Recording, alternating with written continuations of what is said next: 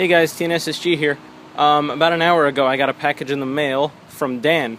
It was a trade we had, and I'm gonna give you a little after reading the thread that Dan made about what's it called. Oh, I'm starting to form a little crowd in front of my house. He made a post about confusion between trades, like what you have to give or not, and he said that you just have to make shooting videos, and I haven't made one in a while, so I figured I'd make one. I got this little rainbow shooter banded up. I haven't shot it yet, and this cast resin conus, which I did take a couple pot shots with some paintballs, but I haven't really put any real ammo through it. So I'm gonna do some shooting. I got my little music stand camera mount set up over here, and I'm gonna be filming some of my shots where you see me shooting at the target, but however you cannot really see. You could see like a faint outline of my catch box right there, but because of the overcast lighting we're having today, you won't be able to see it. So I'll do some shooting from there, and I'll bring the camera up and set the camera up here and continue shooting so you guys can see. Anyway, while we're at it here, here's a little tour of my garage. It's an 8-foot by 12-foot garage. 12 feet meaning to the shelf that's there, but past the shelf it's another 4 feet, so got about 16 feet. I actually just cleaned it out last week, but I somehow managed to crap it up again. Got my table, my makeshift table here with 2 pieces of plywood and some sawhorses, and I mounted my scroll saw in there because it was taking up too much space on my, it would overhang the front of my workbench, and I needed that for other things. And also it was causing a lot of vibration and stuff to fall off the table. Anyway, here's a preview of a project I'm working on. Can fell over there. Here's a little preview of a project I'm working on. More on that later. Yeah. Oh, I also, while we're at it, I'm going to get to the shooting in a second. Here's the cabinet that I found a couple weeks back, and it's been serving great as storage. I got some big cherry logs on there, and a lot of my forks are stored in there. Yeah, so I'm just going to shut up now and start shooting. Let me set up the camera. Hopefully I don't have any fork hits. I don't know how this resin stuff reacts to impact, but we'll see. So I'm going to be standing at that blue tape, which is 28 feet, 28-foot marker. So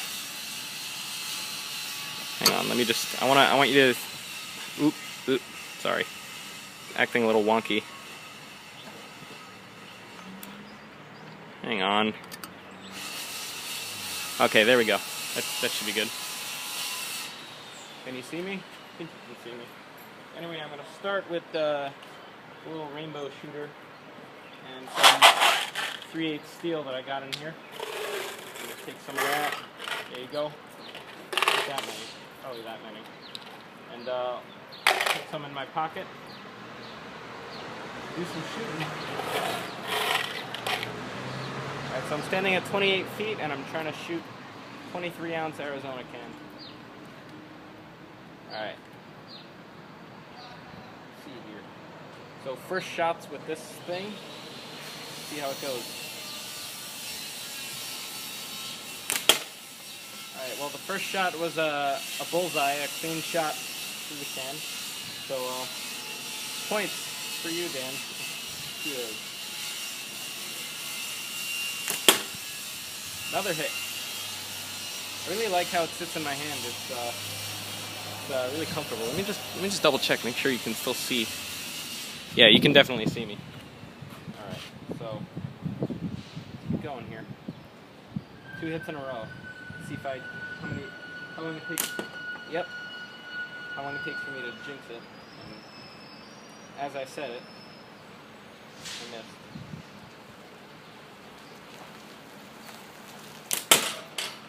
Despite the frame's size, it's quite comfortable in my large hands, and as you can see, quite accurate.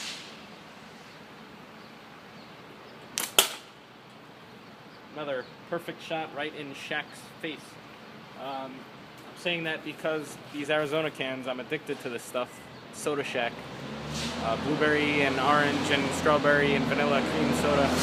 You got Shaq's face on all of them. So yeah, I just nailed them right in the mouth. I'm gonna do a couple more with this, then I'll move to the Conas. Alright, missed that one. I also want to finish up before anyone really walks by. Another hit. The other day I was actually shooting out here, and a gentleman stopped and watched me for a couple minutes, and to my surprise, even with him watching, I was able to nail the target a couple times and impress him, so I didn't embarrass myself. And yeah, and he was telling me about, he has a slingshot, but it was one of those animal face carving tourist trap ones that they sell for $5, and I told him to be careful not to shoot anything too big with it. And I was telling him about Jorg and how Jorg can put a ball bearing through a through a kitchen countertop, and like he was actually pretty amazed, and he was impressed about how much I knew, and I was telling him to, you know, be careful and all that, and he said, "There's a lot more to it than I think, is there?" And I said, "Yes." Man, I am peppering this thing. Alright, I got my last ball bearing in my pocket here, and then I'll move to the Conas. Alright, ended on a high note. Alright, so let me switch over to the Conas.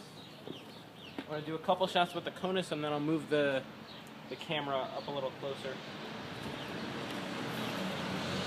So I got some 11mm steel here, and it's just, hang on, got a message on my phone. Gotta make this quick because I don't know how much more room I have on my phone. Yeah, I'm gonna take 1 or 2 shots with the Conas while you can see me, and then I'll move it up. Get these in my pocket. Hopefully I don't have any 4Kids, hopefully I don't break any windows. Hopefully no RTSs, because there are cars behind me. So yeah. First shot was actually a miss, but it was quite close. Target. Alright, we got a nice hit. Now the way I shoot this is I hold it like this, and I pinch like this, and I just do a 90-degree turn this way and pull back like that. That's just how I like to do it. I feel I'm more consistent like that. Anyway. Alright, now I'm going to move the, you know what, I'll take 1 or 2 more shots, and then this might have to be a 2-part video because I don't know how much room I have left, but my phone. But we'll do 1 more shot here. Alright, 1 more hit, I mean. And then I'll move the camera up a little closer so you can see everything. Alright, we got a nice solid hit. So let me move